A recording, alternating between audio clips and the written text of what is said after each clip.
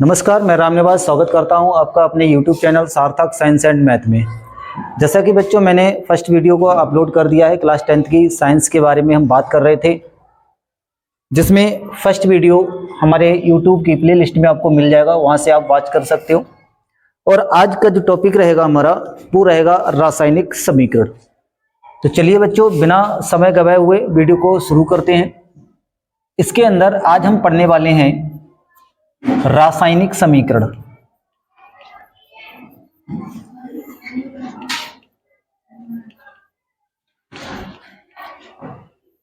इससे पहले हमने सीखा कि रासायनिक अभिक्रिया किसे कहते हैं, रासायनिक अभिक्रिया के कितने भाग होते हैं, रासायनिक अभिक्रिया में मुख्य घटक कितने होते हैं। तो दो पार्ट हमने बताए थे, विलय और नहीं, एक हमने बताया था रासायनिक अभिक्रिया में उत्पाद और अभिकारक, है ना। तो अभिकारक मैंने बताया, अभिकारक वो होते हैं जो रासायनिक क्रिया में भाग लेते हैं, और उत्पाद वही होता है जो रासायनिक अभिक्रिया के उपरांत बनता है। साथ ही साथ हमने ये भी सीखा था कि जो रासायनिक अभिक्रिया होती है तो उसकी पहचान क्या होती है। रासायनिक अभिक्रिया होने या फिर उनके अभिलक्षण बोल दें, या हम कह सकते हैं कि रासायनिक अभिक्रिया होने के उपरांत क्या परिवर्तन देखने को मिलते हैं, वो भी सीखा था। तो आज उसी से हम आगे चर्चा करने वाले हैं। जैसा कि आपको बोर्ड पे दिख रहा होगा रासायनिक समीकरण। तो रासायनिक समीकरण होती क्या है।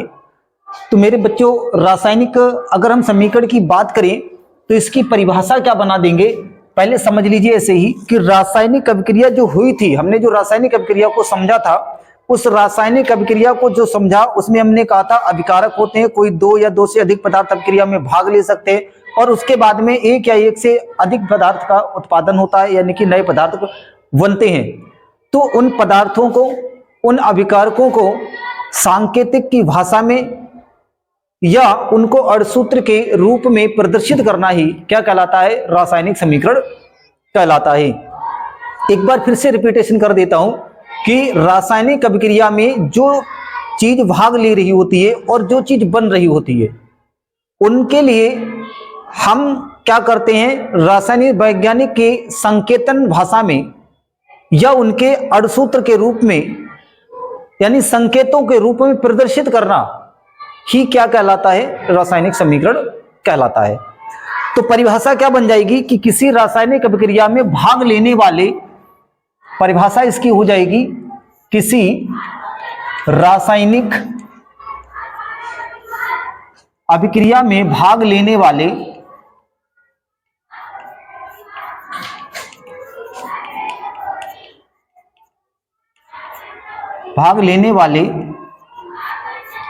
अभिकारक, और अभिकारक के बाद क्या बताया था, उत्पाद क्या बनता था, कोई भी उत्पाद बन सकता था, है ना। तो अभिकारक तथा अभिकारकों के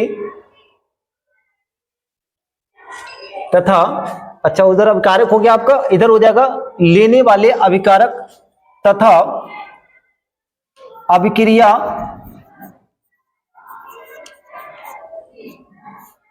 के दौरान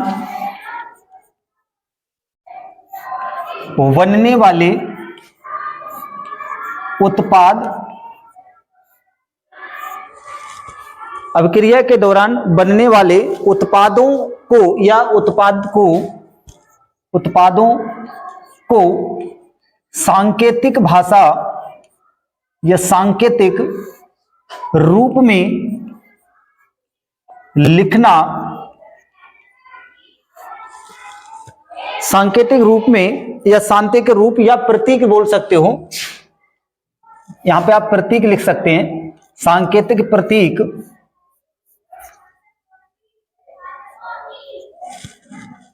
किसी भी रासायनिक अभिक्रिया में भाग लेने वाले अभिकारक तथा अभिक्रिया के दौरान बनने वाले उत्पादों को सांकेतिक प्रतीक एवं सूत्रों द्वारा, प्रतीक एवं सूत्रों द्वारा निरूपित करना, सूत्रों द्वारा निरूपित करना क्या कहलाता है, रासायनिक समीकरण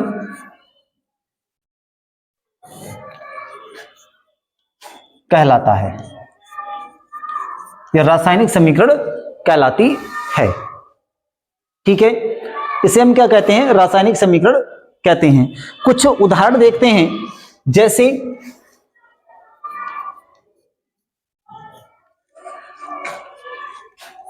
NaCl, इसको ऐसे ना लिख करके हम ऐसे लिख देते हैं सोडियम क्लोराइड,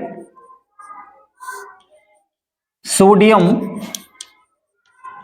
क्लोराइड, और इसका जब जल अपघटन होगा तो जल अपघटन के बाद में ये टूट जाएगा Na पॉजिटिव प्लस, सांकेतिक भाषा में लिख दे रहा हूं, यानी कि सोडियम और प्लस क्लोरीन। ये एक शब्द समीकरण है। अगर यहां पे मैं दूसरे एग्जाम्पल देखूं इसका, तो दूसरे एग्जाम्पल देखिएगा यहां क्या बन जाएगा। जैसे मैं यहां पे जल की बात करूं कि जल का बनना, तो जल का बनने के लिए उसमें कौन कौन से घटक शामिल होते हैं, तो उस पर अगर देखा जाए तो वहां घटक कौन से मिल जाएंगे? एक तो ऑक्सीजन होगा, क्या होगा? ऑक्सीजन होगा, और प्लस क्या होगा? हाइड्रोजन होगा। दोनों आपस में क्रिया करेंगे, क्या बनाएंगे? जल का निर्माण करेंगे, यानी कि जल बनेगा। ठीक है, क्या बनेगा? जल बनेगा। अगर ये कैसी समीकरण है बताओ? ये दोनों की दोनों भाई कैसी समीकरण है? शब्द समीकरण है भाई। कैसे समीकरण है बच्चे? शब्द समीकरण। इनको हम शब्द समीकरण के नाम से जानेंगे। इन शब्द समीकरणों के जो लिखा गया है शब्द समीकरण में के रूप में, उन शब्द समीकरणों को हम संकेत की भाषा में अगर यूज करें, इस्तेमाल करें इसका, या फिर इनके सूत्र के बारे में बात करें, यानी सूत्रों के द्वारा इसको निरूपित कर दे, तो यही क्या बन जाएगी? रासायनिक समीकरण कहलाएगी। चलिए देखते हैं। पहली वाली को अगर हम यहां देखें तो यहां सोडियम का प्रतीक होता है Na, और क्लोराइड लिखा है, यानी सोडियम क्लोराइड है तो NaCl हो गया। यहां पे तीर का निशान और ऊपर जो लिखा है वो जल अपघटन, वैसा ही आएगा, जल अपघटन। ठीक है, क्या होता है? सोडियम है और क्लोरीन, इसके ऊपर पॉजिटिव यहां नेगेटिव होगा, तो यहां पर सोडियम के लिए हम प्रतीक के रूप में क्या लिखेंगे? Na पॉजिटिव, प्लस क्लोरीन के लिए क्या लिखेंगे? Cl negative. तो यहां देख सकते हो सोडियम क्लोराइड को NaCl, ये क्या है? एक सूत्र है।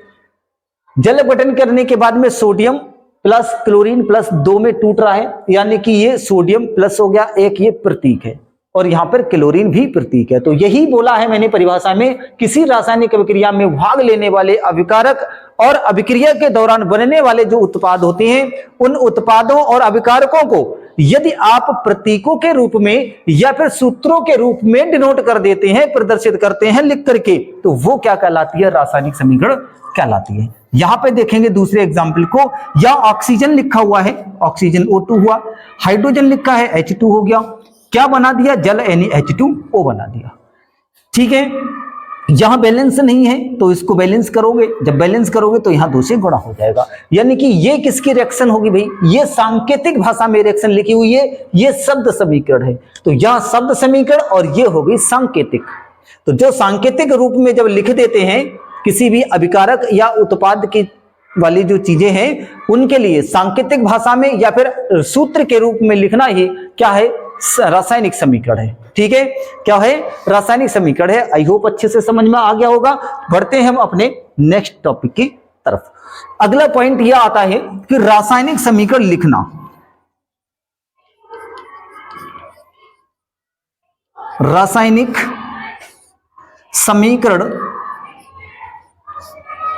लिखना। अब ये समस्या खड़ी होती है कि रासायनिक समीकरण को लिखा कैसे जाता है। इसमें कोई झंझट वाली बात नहीं है, सिर्फ इतना समझ लो कि रासायनिक समीकरण हमने लिख तो दी है ऊपर, अब ये लिख दिए ना, ये कैसे लिखा गया, अभिकारकों को कहां लिखा गया, उत्पाद को कहां लिखा गया, और तीर कहां रहेगा, तीर के अगल बगल में बाएं दाएं क्या रहेगा, बस इसी चीज को अगर डिफाइन करके लिख दिया तो वो रासायनिक समीकरण लिखने के अंदर थ्योरी में आ जाएगा। ठीक है,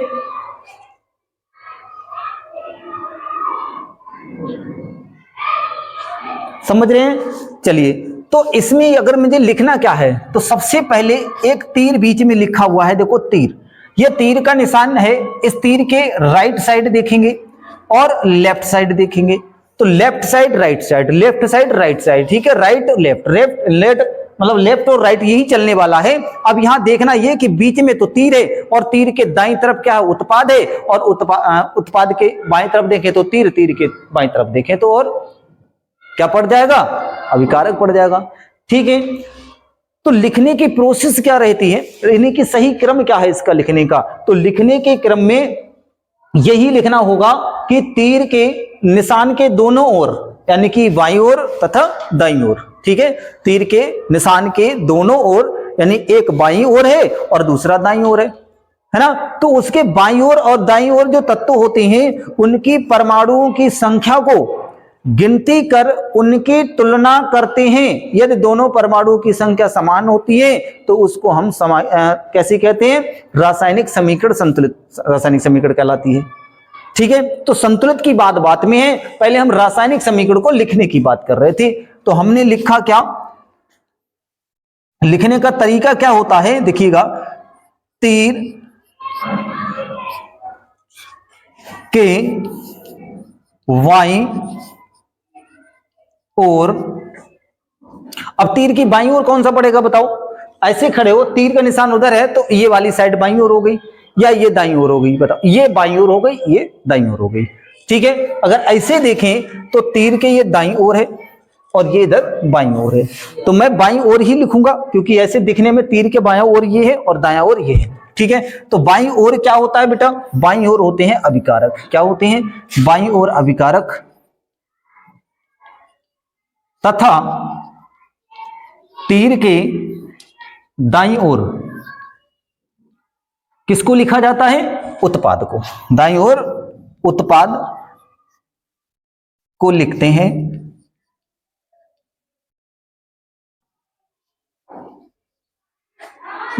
ठीक है, जिसमें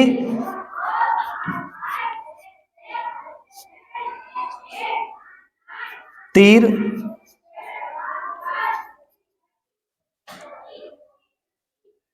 के आगे वाला हिस्सा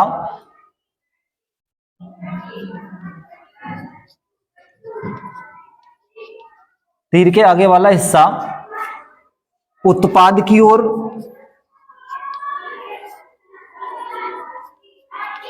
तथा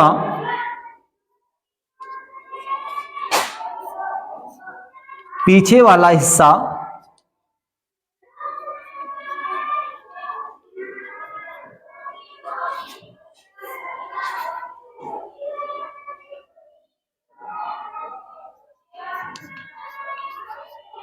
अभिकारक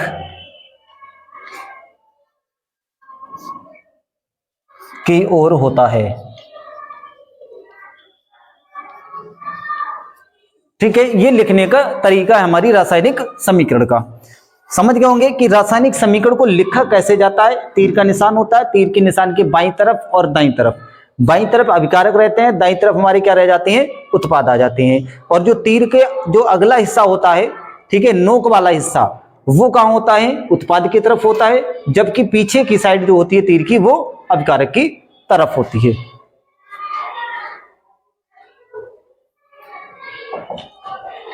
हो गया, चलिए बढ़ते हैं हम अपने नेक्स्ट टॉपिक की तरफ।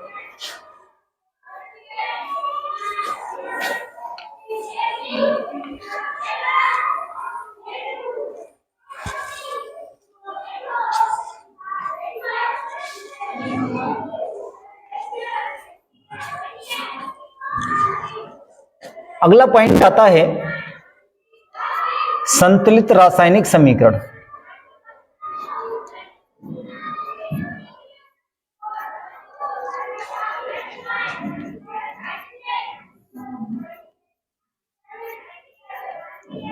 संतुलित रासायनिक समीकरण, अब ये क्या होती है, आपने 9th क्लास में अच्छे से पढ़ा था क्या, कि द्रव्यमान संरक्षण का नियम। उसमें क्या सीखा था कि किसी भी पदार्थ के द्रव्यमान को ना तो नष्ट कर सकते हो और ना ही उत्पन्न कर सकते हो।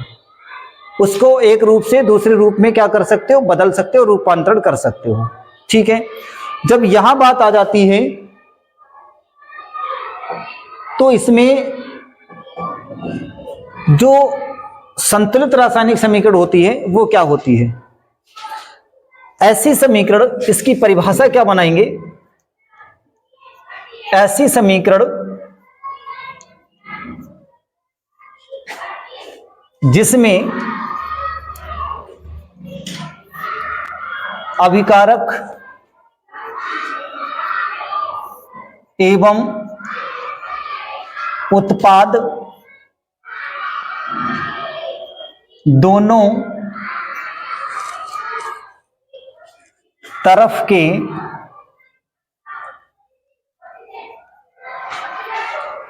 परमाणुओं की संख्या समान होती है,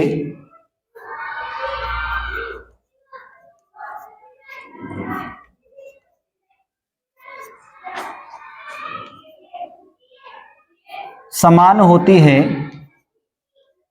संतुलित रासायनिक समीकरण कहलाती है। संतुलित रासायनिक समीकरण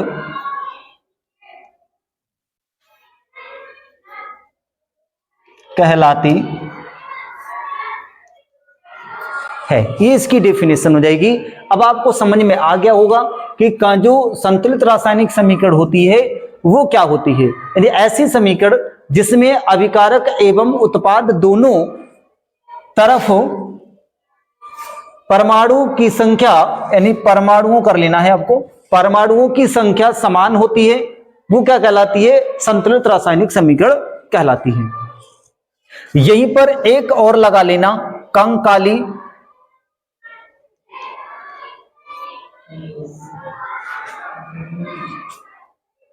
या फिर असंतुलित रासायनिक समीकरण, कंकाली समीकरण। ठीक है, यहां पे एक और हेडिंग पड़ गई आपकी, क्या, कंकाली समीकरण। अब ऐसी अभिक्रिया, समीकरण लिखना है ना, ऐसी समीकरण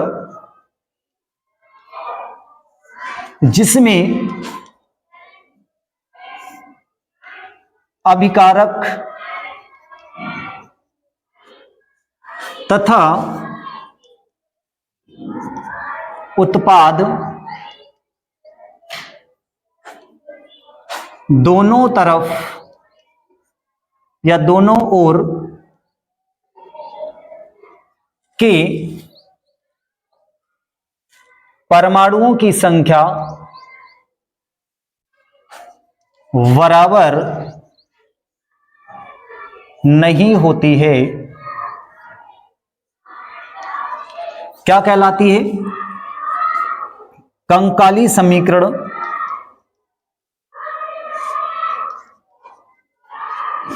कंकाली समीकरण या असंतुलित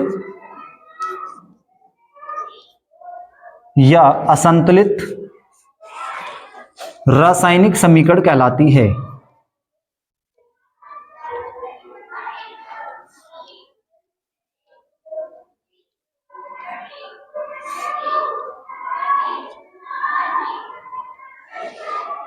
ठीक है, क्या कहलाती है, असंतुलित रासायनिक समीकरण कहलाती है।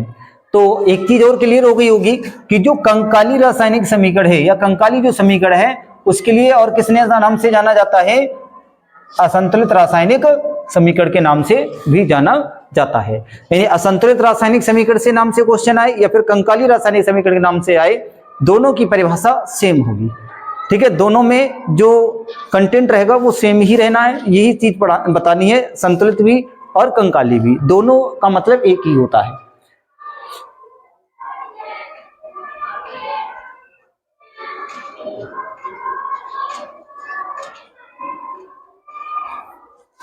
ठीक है, अब हम देखते हैं इसके एक दो एग्जाम्पल।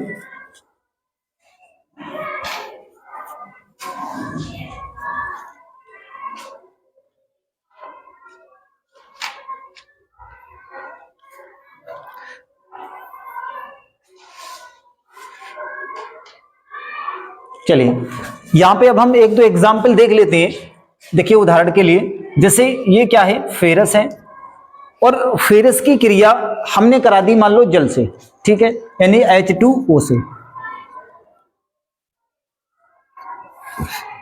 क्या बनेगा, यहां फेरस ऑक्साइड बनेगा और प्लस इसमें से हाइड्रोजन गैस निकलेगी। जैसे इसमें से हाइड्रोजन गैस निकाल दी,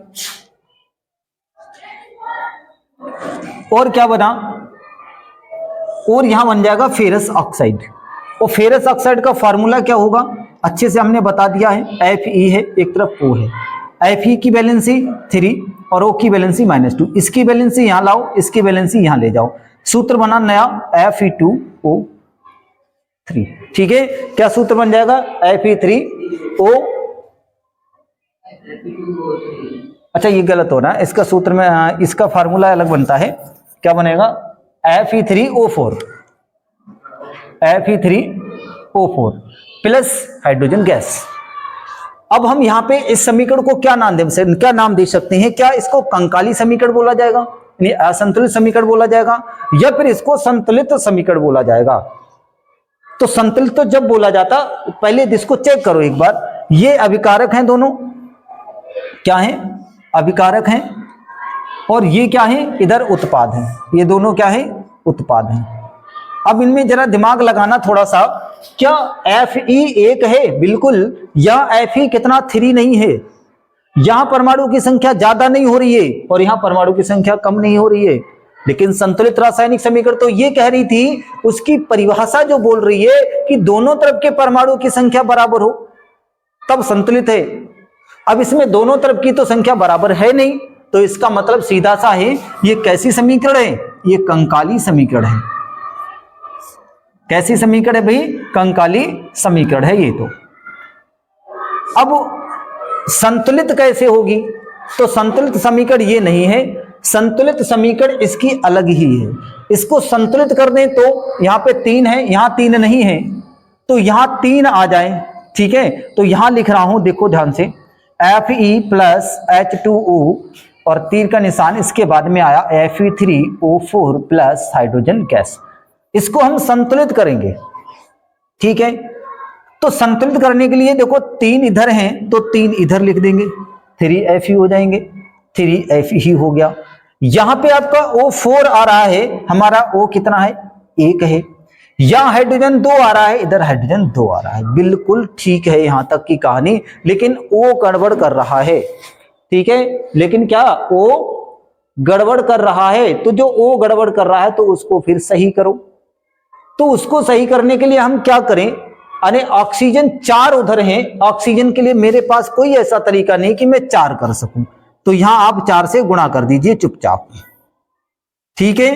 क्या कर देंगे, 4 से गुणा कर देंगे। जैसे ही 4 से गुणा कर दी तो 4 के दूनी 8 तो हाइड्रोजन हो गया और 4 ऑक्सीजन हो गया।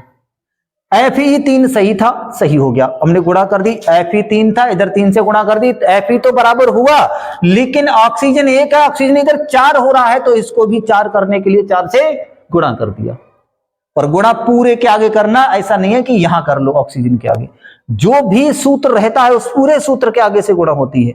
जब गुणा आगे से होगी तो जितने भी परमाणु अदरवाइज पहले से लगे हुए हैं तो उनमें सबसे गुणा हो जाती है। जैसे यहां हाइड्रोजन के 2 थे तो चौका 8 हो गए हाइड्रोजन, ऑक्सीजन 4 हो गए, तो 4 दूनी 8, और यहां ऑक्सीजन देखो हाइड्रोजन कितना दिख रहा है आपको, 2, वहां पे हाइड्रोजन 8 हुआ, यहां पे कितना है, 2, तो इसमें क्या करोगे, 4 से गुणा।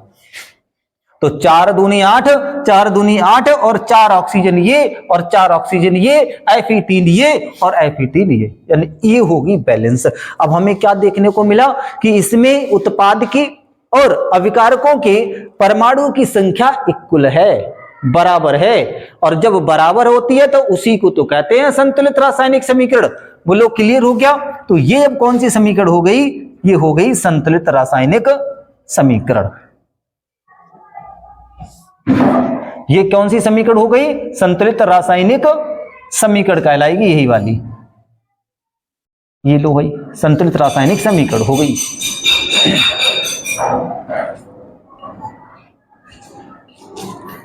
यहां तक की कहानी क्लियर हुई।